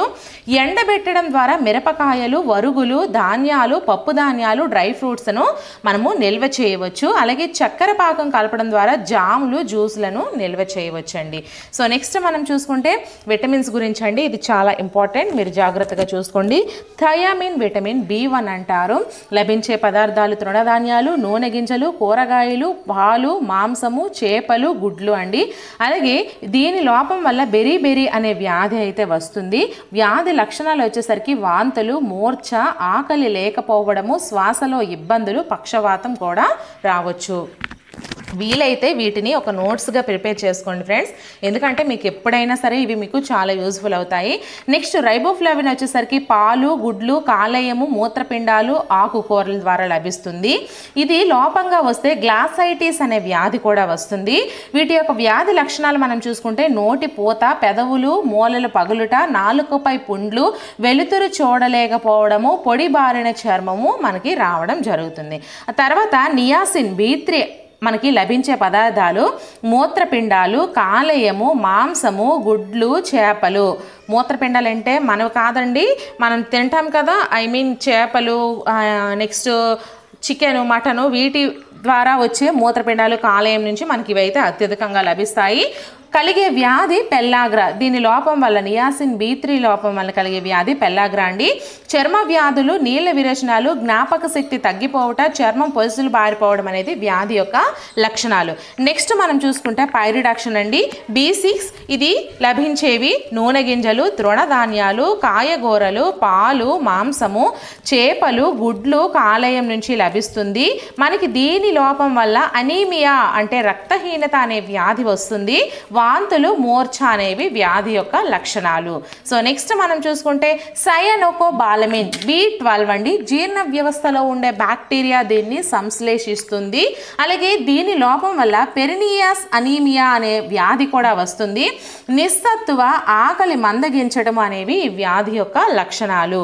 నెక్స్ట్ ఫోలిక్ ఆమ్లం లోపం వలన అనీమియా లేదా రక్తహీనత అనే వ్యాధి వస్తుంది. ఇది లభించే పదార్థాలు కాలేయము, మాంసము, గుడ్లు, పాలు, పండ్లు, తృణధాన్యాలు, ఆకుకూరలు, వీటి నుంచి లభిస్తుంది. వీటి యొక్క వ్యాధి లక్షణాలు ఏంటంటే నీళ్ల విరోచనాలు, ల్యూకోసైట్ల సంఖ్య తగ్గిపోవుట, జీర్ణ వ్యవస్థలో శ్లేష్మ సమస్యలు కూడా రావడం జరుగుతుంది. సో నెక్స్ట్ ప్యాంటోథెనిక్ ఆమ్లం మనకి ఎక్కడ దొరుకుతుందంటే చిలగడ దుంపలు, వేరుశెనగ, కూరగాయలు, కాలేయము, మూత్రపిండాలు, గుడ్లు ద్వారా లభిస్తుంది. పాదాల పగుళ్ళు అనే వ్యాధి అయితే మనకి వస్తుంది. నడవలేకపోవడము, మడమ నొప్పులు, ఇవన్నీ కూడా ఈ కాలేయం తినడం వల్ల, మూత్రపిండాలు ఇవన్నీ తినడం వల్ల మనకి రికవర్ అవుతాము. ఓకేనా. సో నెక్స్ట్ బయోటిన్ వచ్చేసరికి పప్పు ధాన్యాలు, గింజలు, కూరగాయలు, కాలేయము, మూత్రపిండాలు, పాలు ద్వారా లభిస్తుంది. ఇది లోపం వలన నాడీ సంబంధ సమస్యలు అయితే ఏర్పడతాయి. కండరాల నొప్పులు, అలసిపోవడము, మానసిక వ్యాకులత అనేది ఈ వ్యాధి యొక్క లక్షణాలు. నెక్స్ట్ ఆస్కార్బిక్ ఆమ్లం వచ్చేసరికి పొల్లని పండ్లు, ఆకుకూరలు, మొలకెత్తు గింజల నుంచి లభిస్తుంది. స్కర్వీ అనే వ్యాధి వస్తుంది ఆస్కార్బిక్ ఆమ్లం అంటే విటమిన్ సి లోపం వల్ల. నెక్స్ట్ గాయాలు మానకపోవడం, ఎముకలు విరగడం అనేవి దీని యొక్క ముఖ్య వ్యాధి లక్షణాలు. సో నెక్స్ట్ మనం చూసుకుంటే క్రొవ్వుల్లో కరిగే విటమిన్లు. ఇంతకు ముందు చెప్పుకునేవి ఇవన్నీ నీటిలో కరిగే విటమిన్లు, ఇవి క్రొవ్వుల్లో కరిగే విటమిన్లు. విటమిన్ ఏ వచ్చేసరికి లభించే పదార్థాలండి ఆకుకూరలు, క్యారెట్, టమాటా, గుమ్మడి, బత్తాయి, మామిడి, మాంసము, చేపలు, గుడ్లు, పాలు, కాలేయము, కాడ్ చేప లివర్ ఆయిల్, షార్క్ చేప లివర్ ఆయిల్.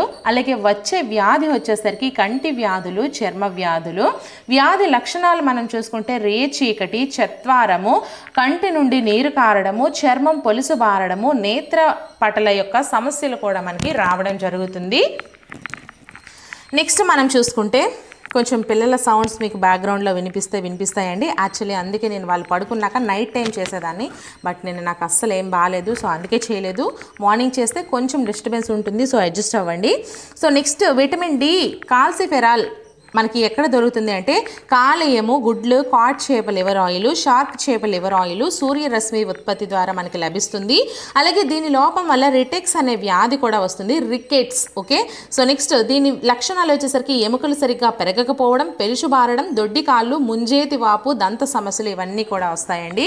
సో నెక్స్ట్ మనం చూసుకుంటే ఈ టోకోఫెరాల్ అండి. ఈ టోకోఫెరాల్ మనకి ఎక్కడ లభిస్తుంది అంటే పండ్లు, కూరగాయలు, మొలకెత్తిన గింజలు, పొద్దుతిరుగుడు గింజల నూనె నుంచి మనకి లభిస్తుంది. వ్యంధ్యత్వ సమస్యలు ఏర్పడతాయి. పురుషులలో అయితే వ్యంధ్యత్వము, స్త్రీలలో అయితే గర్భస్రావ సమస్యలు అయితే ఏర్పడడం జరుగుతుంది. నెక్స్ట్ కే విటమిన్ ఫైలోక్వినోన్ మనకి ఎక్కడ లభిస్తుందంటే మాంసము, గుడ్లు, ఆకుకూరలు, పాలు నుంచి లభిస్తుంది. రక్తం గడ్డగట్టకపోవడం అనే వ్యాధి అయితే మనకు వస్తుంది. దీని లక్షణాలు వచ్చేసరికి అధిక రక్తస్రావం, రక్తం గడ్డగట్టకపోవడం అనేది ఈ వ్యాధి యొక్క లక్షణాలు. సో నెక్స్ట్ మనం చూసుకుంటే మాంసము, వాటి పేరుని ఏమంటారు, ఓకేనా, అంటే ఏ జంతువు యొక్క మాంసాన్ని ఏమంటారు అనేది తెలుసుకుందాము. సో ఎద్దు యొక్క మాంసాన్ని బీఫ్ అంటామండి, పంది యొక్క మాంసాన్ని పోర్క్ అంటామండి, గొర్రె లేక మేక యొక్క మాంసాన్ని మటన్ అంటాము, కోళ్ళ మాంసాన్ని చికెన్ అంటాము. ఓకేనా. సో నెక్స్ట్ భూమి లోపల జీవించేవి ఏవి, భూమి పైన జీవించేవి ఏవి, నీటిలోన నీటి పైన జీవించేవి ఏవి, వేరే ఇతర ప్రాంతాల్లో జీవించేవి ఏవి మనం ఒకసారి చూసుకుందాము. సో భూమి లోపల జీవించేవి పాములు, వానపాములు, ఎలుకలు, చీమలు, కుందేలు, కీచురాయి. అలాగే భూమి పైన నివసించేవి మానవుడు, ఏనుగులు, ఈగలు, పిల్లి, పులి, తొండ, కోళ్ళు. నెక్స్ట్ నీటి లోపల లేదా నీటి పైన జీవించేవి చేపలు, కొరమీను, తాబేళ్లు, రొయ్యలు, బుడగతామర, అంతరతామర, గుర్రపుడెక్క, ఆల్చిప్పలు. వేరే ఇతర ప్రాంతాల్లో జీవించేవి సాలెపురుగు, కోతులు, కుమ్మరి పురుగు, ఉడుత, గబ్బిలము, పిట్టలు, బల్లి. ఓకేనా. సో నెక్స్ట్ తేనెటీగల రకాలండి. ఈ తేనెటీగల రకాలు, వాటి యొక్క పని ఏంటి, అవి ఏం చేస్తాయి, ఎన్ని రోజుల జీవితకాలం, వీటన్నిటి గురించి తెలుసుకుందాము. సో ఫస్ట్ వన్ మనం చూసుకుంటే రాణి ఈగ లేదా ఆడ ఈగ అనేది గుడ్లు పెట్టడం మాత్రమే చేస్తుందండి. ఒకటి మాత్రమే ఉంటుందండి. ఎంత పెద్ద తేనె పట్టైనా ఒకటి మాత్రమే రాణి ఈగ ఉంటుంది, గుడ్లను మాత్రమే పెడుతుంది. దీని జీవితకాలం 2 నుంచి 3 సంవత్సరాలు ఉంటుంది రాణి ఈగ జీవితకాలము. ఓకేనా. నెక్స్ట్ మగ ఈగలు అంటే దీన్ని డ్రోన్ ఈగలు అంటారు. ఇవి సోమరిపోతు ఈగలండి. ఏ పనిపాటు చెయ్యవు, కేవలం సంపర్కంలో మాత్రమే పాల్గొంటాయి. ఇవి మనకి 200 నుంచి 300 వరకు ఒక పట్టులో ఉంటాయి. 57 రోజులు మాత్రమే వీటి యొక్క జీవిత కాలము. నెక్స్ట్ కూలి ఈగలండి. కూలి ఈగలు వ్యంధ్య ఆడ ఈగలు. వ్యంధ్య ఆడ ఈగలు అంటే దీని నుంచి అండం అనేది విడుదల అవ్వదు కాబట్టి ఇవి గుడ్లు పెట్టడానికి పనికిరావు. సో ఇవి ఏం చేస్తాయి, గుడ్లను పొదుగుతాయి. అంటే ఏదైతే రాణి ఈగ పెట్టే గుడ్లు ఉంటాయో వాటిని పొదగడము, పిల్లల్ని సంరక్షించడం చేయడము, మకరంద సేకరణ చేయడము, తేనె పట్టు నిర్వహణ, ఇవన్నీ కూడా ఈ కూలి ఈగలు, బందీ ఆడ ఈగలు చేస్తాయండి. 50 నుంచి 60 వేల వరకు ఈగలు ఉంటాయి. 5 నుంచి 6 వారాలు మాత్రమే వీటి యొక్క జీవితకాలం అనేది ఉంటుంది. ఓకేనా. సో నెక్స్ట్ మనం చూసుకుంటే నైట్రోజన్, దాని యొక్క పరిమాణం, గాలిలో ఉండే పరిమాణం ఒకసారి మనం చూసుకుందాము. నైట్రోజన్ వచ్చేసరికి సంకేతం N2 78% అనేది మనకి ఉంటుంది. ఆక్సిజన్ వచ్చేసరికి O2 20.947% ఉంటుంది. ఆర్గాన్ వచ్చేసరికి AR 0.923% ఉంటుంది. కార్బన్ డైఆక్సైడ్ CO2 0.03% ఉంటుంది. నీటి ఆవిరి H2 వచ్చేసరికి 1% ఉంటుంది. ఇతర అంశాలు వచ్చేసరికి 0.1% ఉంటాయి. సో 100%కి ఇది ఇలా సరిపోయింది గాలిలో ఉండే వీటి యొక్క పరిమాణం శాతం అండి. సో నెక్స్ట్ మనం చూసుకుంటే వ్యాధి పేరు, అది దేని ద్వారా వస్తుంది, వాటి యొక్క వైరస్ కానీ బ్యాక్టీరియా ఏంటి అనేది తెలుసుకుందాము. సో ఫస్ట్ ఆఫ్ ఆల్ జలుబు అండి, రినో వైరస్ నుంచి వస్తుంది, గాలి ద్వారా వ్యాపిస్తుంది. మసూచి వారియోలా వైరస్ ద్వారా వస్తుంది, గాలి ద్వారా వ్యాపిస్తుంది. తట్టు లేదా మీజిల్స్ లేదా పొంగు లేదా రూబియోలా, ఇది మనకి పారామిక్సో వైరస్ ద్వారా వస్తుంది, గాలి ద్వారా సంక్రమిస్తుంది. అలాగే గవద బిళ్ళలు వచ్చేసరికి మిక్సో వైరస్, మంప్స్ అంటారండి, గాలి ద్వారా వ్యాపిస్తుంది. పోలియో లేదా శిశు పక్షవాతం వచ్చేసరికి పోలియో వైరస్ ద్వారా వ్యాపిస్తుంది. అలాగే గాలి, నీరు ద్వారా ఇది వ్యాప్తి చెందుతుంది. ఓకేనా. సో నెక్స్ట్ మనం చూసుకుంటే న్యూమోనియా వచ్చేసరికి డిప్లోకోకస్ బ్యాక్టీరియా ద్వారా రావడం జరుగుతుంది, గాలి ద్వారా వ్యాప్తి చెందుతుంది. డిఫ్తీరియా వచ్చేసరికి కోరినే బ్యాక్టీరియం డిఫ్తీరియా ద్వారా వస్తుంది. రోగి దగ్గినప్పుడు కానీ నోటి తుంపరల ద్వారా కానీ ఇది మనకి వ్యాప్తి చెందుతుంది. నెక్స్ట్ కోరింత దగ్గు వచ్చేసరికి బోర్డుటెల్లా పెట్టుసిస్ వైరస్ అనేది, ఇది రోగి దగ్గినప్పుడు ఉమ్మిన ద్వారా వ్యాప్తి చెందుతుందండి. అలాగే క్షయ వచ్చేసరికి మైకోబాక్టీరియా ట్యూబర్క్యులోసిస్, మైకోబాక్టీరియా ట్యూబర్ వచ్చేసరికి మనకి దీని ద్వారా వ్యాప్తి చెందుతుంది. అలాగే రోగి దగ్గినప్పుడు శ్లేష్మం ద్వారా, క్యూలోసిస్ ద్వారా అయితే మనకి రావడం జరుగుతుంది. నెక్స్ట్ నీటి పరిమాణం అంటే ఎలా కొలుస్తారు అనేది. సాధారణంగా ఉపయోగించే నీటిని లీటర్లు లేక మిల్లీ లీటర్లలో కొలవడం జరుగుతుంది. నెక్స్ట్ నీళ్ళ ట్యాంక్ లేదా రక్షిత మంచినీటి ట్యాంక్లో లీటర్ల ద్వారా కొలుస్తారు. నీటి రిజర్వాయర్లలో అడుగుల ద్వారా కొలుస్తారు. నది లేక ప్రాజెక్ట్ నుంచి ప్రవహించే నీరును క్యూసెక్ల రూపంలో కొలుస్తారు. నది లేక ప్రాజెక్ట్లో నిల్వ ఉన్న నీరును టీఎంసీల రూపంలో అయితే కొలవడం జరుగుతుంది. సో నెక్స్ట్ మనం చూసుకుంటే ఇప్పుడు అధిక వర్షపాతం అంటే ఏంటి, సాధారణం అంటే ఏంటి, తక్కువ అంటే ఏంటి, అలాగే బాగా తక్కువ అంటే ఏంటి ఒకసారి మనం చూసుకుందాము. అధిక వర్షపాతం అంటే సగటు వర్షపాతం కంటే ఎక్కువ లేదా 20% ఉంటే దాన్ని మనము అధిక వర్షపాతము అంటాము. సాధారణ వర్షపాతం అంటే సగటు వర్షపాతం కంటే అంటే 19% ఎక్కువ నుంచి 19% తక్కువ వరకు ఉంటే దాన్ని మనము సాధారణ లేదా సగటు వర్షపాతం అని అంటాము. అలాగే తక్కువ అంటే సగటు వర్షపాతం కంటే అంటే 20% నుంచి 59 వరకు 59 లోపల వరకు ఉంటే దాన్ని మనము తక్కువ వర్షపాతం అని అంటాము. బాగా తక్కువ వర్షపాతం అంటే సగం వర్షపాతం కంటే 60% కంటే తక్కువ అని అర్థమండి. సో ఇది మనకి రివర్స్లో ఇచ్చారు, అందుకే మీరు కన్ఫ్యూజ్ అవ్వకండి. ఫర్ ఎగ్జాంపుల్ మనం ర్యాంక్స్ చూసుకుంటే ఫస్ట్ ర్యాంక్ వచ్చిన వాడిది మంచి ర్యాంక్ అంటాము, సెకండ్ ర్యాంక్ వచ్చిన వాడిది వాడి తర్వాత అంటాం కదా. సో ఆ విధంగా ఇది కూడా మనకి లెక్కలోకి తీసుకోవడం జరిగింది. సో ఒకసారి మీరు జాగ్రత్తగా మళ్ళీ చూసుకోండి. నెక్స్ట్ మనం చూసుకుంటే ఫిలిఫార్మ్ పాపిల్లే అంటే ఇక్కడ నాలుకపై ఉన్నటువంటి భాగాలను వాటిని ఏమంటారు అనే దాని గురించి తెలుసుకుందాము. ఫిలిఫార్మ్ పాపిల్లే అంటే నాలుకపై పొలుసుల వంటి నిర్మాణాలను ఫిలిఫార్మ్ పాపిల్లే అంటారు. నెక్స్ట్ ఫంగిఫార్మ్ పాపిల్లే అంటే నాలుకపై గుండ్రంగా కనిపించే నిర్మాణాలను ఫంగిఫార్మ్ పాపిల్లే అంటారు. సర్కంవేలేట్ పాపిల్లే అంటే నాలుక వెనుక వైపు గుండ్రంగా ఉండే పెద్ద పాపిల్లేలను సర్కంవేలేట్ పాపిల్లే అంటారు. నెక్స్ట్ ఫోలియేట్ పాపిల్లే అంటే నాలుకకు ఇరువైపులా ఉబ్బెత్తుగా ఉండే నిర్మాణాలను ఫోలియేట్ పాపిల్లే అని అంటారు. నెక్స్ట్ దేనికి ఏ పేరుంది ఒకసారి తెలుసుకుందాము. దవడ ఎముకను జత్రుక అంటారండి. ప్రక్కటెముకలను వెన్నెముక అంటారు. ఉరో మేఖల శ్రోణి మేఖల మనకి పుర్రెలో ఉంటాయి, ప్రక్కటెముకలు వెన్నెముకలో ఉంటాయి.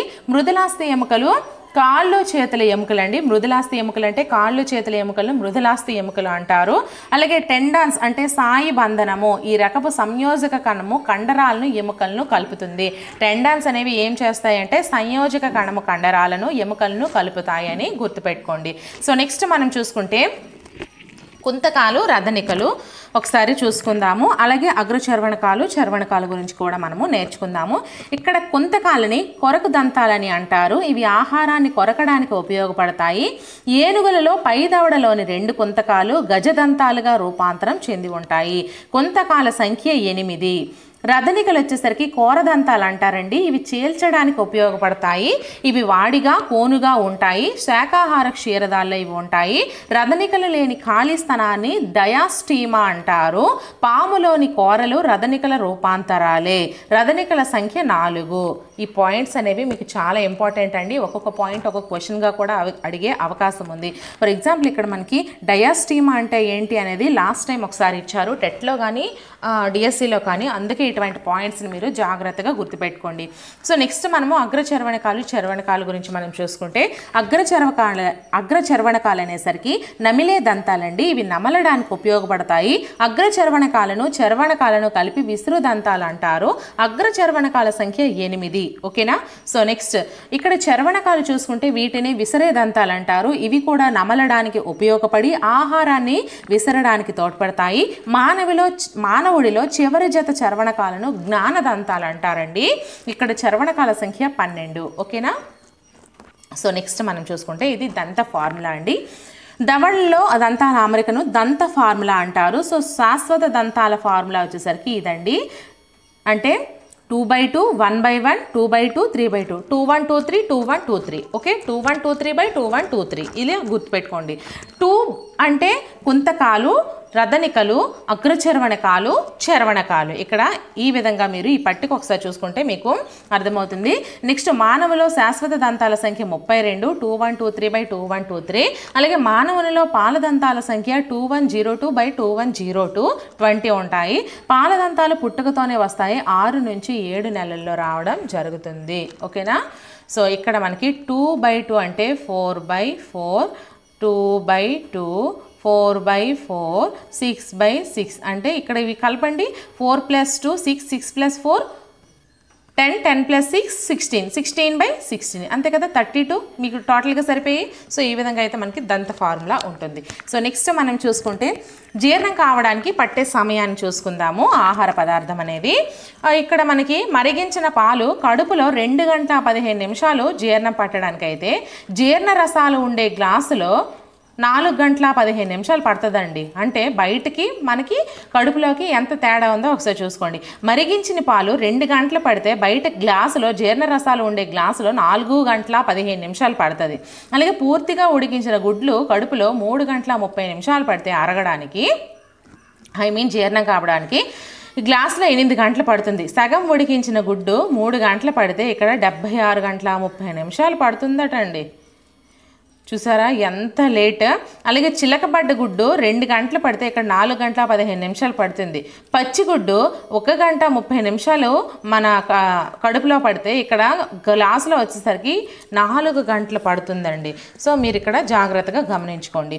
సో నెక్స్ట్ మనం చూసుకుంటే అప్పుడే జన్మించిన వారిలో గుండె కొట్టుకునే వేగం వచ్చేసరికి నిమిషానికి 32 సార్లు అండి. 5 సంవత్సరాల పిల్లల్లో నిమిషానికి 26 సార్లు, 25 సంవత్సరాల వారిలో నిమిషానికి 15 సార్లు, 50 సంవత్సరాల వారిలో నిమిషానికి 18 సార్లు గుండె కొట్టుకుంటుంది. అలాగే ఆరోగ్యవంతుల్లో నిమిషానికి 18 సార్లు గుండె కొట్టుకుంటుంది. సాధారణంగా మానవుని శ్వాసక్రియ రేటు 18 సార్లు. సాధారణ మానవ శ్వాసక్రియ రేటు ఎన్నిసార్లు? 18 సార్లు. అలాగే అప్పుడే జన్మించిన శిశువులో శ్వాసక్రియ రేటు ఎంత? మనకి 32 సార్లు. సారీ ఫ్రెండ్స్, గుండె కొట్టుకునేదని చెప్పాను కదా, సో సారీ. ఇది మనకి శ్వాసక్రియ రేట్ అండి. శ్వాస అనేది నిమిషానికి ఎవరెవరిలో ఎన్నిసార్లు జరుగుతుంది అనేది ఇది. సో ఒకసారి మిస్టేక్ని సరి చేసుకున్నాను. సో ఒకసారి చూసుకోండి. అప్పుడే జన్మించిన వారిలో నిమిషానికి శ్వాసక్రియ రేటు 32 సార్లు, ఆరోగ్యవంతుల్లో నిమిషానికి 18 సార్లు, 5 సంవత్సరాల్లో 26 సార్లు, 25 సంవత్సరాల వాళ్ళు 15 సార్లు, 50 సంవత్సరాల వాళ్ళు 18 సార్లు. ఓకేనా? సో నెక్స్ట్ అంశము ఎర్ర రక్త కణాలు. ఇక్కడ రక్త కణాల గురించి మనం ఒకసారి తెలుసుకుందాము. ఎర్ర రక్త కణాలు, తెల్ల రక్త కణాలు, రక్త ఫలికలు. ఇక్కడ మనకి పేరు వచ్చేసరికి ఎరిథ్రోసైట్లు అంటారండి ఎర్ర రక్త కణాలనే. అలాగే తెల్ల రక్త కణాలని శ్వేత రక్త కణాలు అంటారు. రక్త ఫలికల్ని థ్రాంబోసైట్లు అంటారు. రంగు వచ్చేసరికి ఎర్ర రక్త కణాలు హిమోగ్లోబిన్ అనే వర్ణకం ఉండడం వల్ల రక్త కణాలు ఎర్రగా ఉంటాయి. తెల్ల రక్త కణాలు హిమోగ్లోబిన్ ఉండదు కాబట్టి వర్ణరహితంగా ఉంటాయి. కేంద్రకం వచ్చేసరికి ఎర్ర రక్త కణాల్లో ఉండదు, కానీ ఒంటె మరియు లామా వంటి క్షీరదాల్లో కేంద్రకం అనేది ఎర్ర రక్త కణాల్లో ఉంటుంది. నెక్స్ట్ తెల్ల రక్త కణాల్లో అన్నింట్లో కేంద్రకం ఉంటుంది, రక్త ఫలికల్లో కేంద్రకం ఉండదు. నెక్స్ట్ ఆకారం వచ్చేసరికి ఎర్ర రక్త కణాలు ద్విపుటాకారం అండి. తెల్ల రక్త కణాలు ఆకారం లేదు, రక్త ఫలికలు బల్లపరుపు ఆకారము. నెక్స్ట్ జీవిత కాలం వచ్చేసరికి 120 రోజులు ఎర్ర రక్త కణాలు, 12 నుంచి 13 రోజులు తెల్ల రక్త కణాలు, 3 నుండి 10 రోజులు రక్త ఫలికలు. అలాగే సంఖ్య వచ్చేసరికి ఎర్ర రక్త కణాలు 1 క్యూబిక్ మిల్లీమీటర్కు ఎర్ర రక్త కణాల సంఖ్య 4.5 నుంచి 5.5 మిలియన్లు ఉంటాయంటండి. అలాగే తెల్ల రక్త కణాలు 1 క్యూబిక్ మిల్లీమీటర్ రక్తానికి తెల్ల రక్త కణాల సంఖ్య 4 నుంచి 11,000 ఉంటుంది. అలాగే ఇక్కడ రక్త ఫలికలు వచ్చేసరికి 1 క్యూబిక్ మిల్లీమీటర్కు 2.5 నుంచి 4.5 లక్షల రక్త ఫలికలు ఉంటాయి. నెక్స్ట్ ఉత్పత్తి వచ్చేసరికి ఈ ఎర్ర రక్త కణాలు పిండ దశలో కాలేయంలో ఉత్పత్తి అవుతాయి. పిత్తాశయం ప్రౌఢ దశలో ఎముక మధ్య నుంచి ఉత్పత్తి అవుతాయి. తెల్ల రక్త కణాలు ప్లేహము థైమస్ గ్రంథి నుంచి ఉత్పత్తి అయితే జరుగుతుంది. రక్త ఫలికలు ఎముక మధ్య నుంచి రక్త ఫలికలు ఉత్పత్తి అవుతాయి. విధి వచ్చేసరికి ఎర్ర రక్త కణాలు వాయు రవాణా చేస్తాయి. తెల్ల రక్త కణాలు శరీరంలో ప్రవహించే సూక్ష్మజీవులను ఎదుర్కోవడంలో చనిపోయిన తెల్ల రక్త కణాలు చీము రూపంలో గాయం నుండి పోతాయి. అలాగే రక్తస్రావం జరగకుండా రక్త స్కందనంలో రక్త ఫలికలు పాల్గొంటాయి. ఈ విధంగా అయితే మనము నేర్చుకున్నాము. సో నెక్స్ట్ మనం చూసుకుంటే జంతువు పేరు, వాటి యొక్క బరువు, గుండె బరువు, నిమిషానికి హృదయ స్పందన రేటు గురించి చూసుకుందాము. నీలి తిమింగలం వచ్చేసరికి 1,50,000 కేజీలు ఉంటుందండి. 750 కేజీలు గుండె బరువే ఉంటుంది. నిమిషానికి 7 సార్లు మాత్రమే హృదయ స్పందన ఉంటుంది. ఏనుగు వచ్చేసరికి 3,000 కేజీలు ఉంటుంది. గుండె బరువే 12 నుంచి 21 కేజీలు ఉంటుంది. నిమిషానికి 46 సార్లు గుండె స్పందన ఉంటుంది. మానవుడు వచ్చేసరికి 60 నుంచి 70 కేజీలు ఉంటాడండి. 300 గ్రాములు గుండె బరువు ఉంటుంది. 72 సార్లు నిమిషానికి హృదయ స్పందన ఉంటుంది. కోయలోటిడ్ పక్షి అనేది 8 గ్రాములే ఉంటుంది. 0.15 గ్రామ్స్ అనేది గుండె బరువు ఉంటుంది. 1200 సార్లు నిమిషానికి హార్ట్ బీట్ అనేది ఉంటుంది. ఓకేనా? సో నెక్స్ట్ మనం చూసుకుంటే ఏకవలయ రక్త ప్రసరణ మార్గము, ద్వివలయ రక్త ప్రసరణ మార్గము ఎవరెవరిలో ఉంటుంది? గుండె ద్వారా కేవలం రక్తం ఒకసారి మాత్రమే ప్రవహిస్తే దాన్ని మనము ఏకవలయ రక్త ప్రసరణ మార్గం అంటారు. చేపల్లో ఉంటుందండి. ద్వివలయ రక్త ప్రసరణ మార్గం వచ్చేసరికి గుండె ద్వారా రక్తం 2 సార్లు ప్రవహిస్తుంది. దీన్నే ద్వంద్వ వలయపు ప్రసరణ మార్గం అంటారు. కప్పలు, సరీసృపాలు. ఓకేనా? సో నెక్స్ట్ సో ఇక్కడితో అయితే ఇంపార్టెంట్ టాపిక్స్ నుంచి ఇంపార్టెంట్ పట్టికలు అయితే మనం నేర్చుకున్నాము. ఇంకొకటి నేను చెప్పలేదు, అది నాకు ఈ పట్టికల్లో ఎలా చేయడం అవ్వలేదు. సో నేను మీకు వేరేగా చెప్తానండి. ఏంటని అనుకుంటున్నారా? మనకి గ్రంథులు ఉన్నాయి కదా, అధివృక గ్రంథి, పిట్యూటరీ గ్లాండ్, ఇవన్నీ కూడా. సో దాని నుంచి నేను మీకు ఒక చిన్న వీడియో రూపంలో అందిస్తాను. ఈ వీడియోలో నాకు అది చేయడం అయితే అవ్వలేదు. సో అలాగే నాకు Telegram channel and Telegram groups కూడా ఉన్నాయి. సో వాటి లింక్స్ వచ్చేసి నా యూట్యూబ్ ఛానల్ అబౌట్ సెక్షన్లో ఉంటాయి. సో ఫ్రెండ్స్, నేను ప్లేలిస్ట్లని డిస్క్రిప్షన్లో ప్రొవైడ్ చేయాలనుకుంటున్నాను, కానీ నాకు టైం కుదరట్లేదు. అవన్నీ చేయాలి అంటే మరొక 1 అవర్ టైం పడుతుంది. సో ప్రెజెంట్ ఉన్న నా సిచ్యువేషన్లో టైం నాకు సరిపోవట్లేదు. సో ప్రతి ఒక్కరు కూడా ఒకసారి ప్లేలిస్ట్ ఓపెన్ చేసి ఎగ్జామ్కి వెళ్ళే ముందు అన్ని వీడియోస్ ఒకసారి చూసుకొని వెళ్ళండి. మ్యాక్సిమం మార్క్స్ అనేవి మీరు సంపాదించుకుంటారు. సో చూడకపోతే మాత్రం నేనేం చేయలేను. మీకు అన్నీ కూడా ఈ విధంగా ఇంపార్టెంట్వి మీకు ఏవైతే అవసరమవుతాయో అవే క్వశ్చన్స్ చేస్తున్నాను. అలాగే మీకు క్లాసెస్ రూపంలో కూడా అందిస్తున్నాను ఎక్స్ప్లెనేషన్స్తో. సో వీడియోస్ కానీ నచ్చినట్లయితే ఖచ్చితంగా లైక్ చేయండి. నా ప్రతి వీడియోని ఫాలో అవ్వాలి అంటే నా ఛానల్ని సబ్స్క్రైబ్ చేసుకోండి. ఇటువంటి మరెన్నో వీడియోస్ కోసం నన్ను కూడా నా వీడియోస్ అన్నీ కూడా ఫాలో అవుతూ ఉండండి. సో నెక్స్ట్ వీడియోతో మళ్ళీ కలుద్దాం. Until then, bye friends.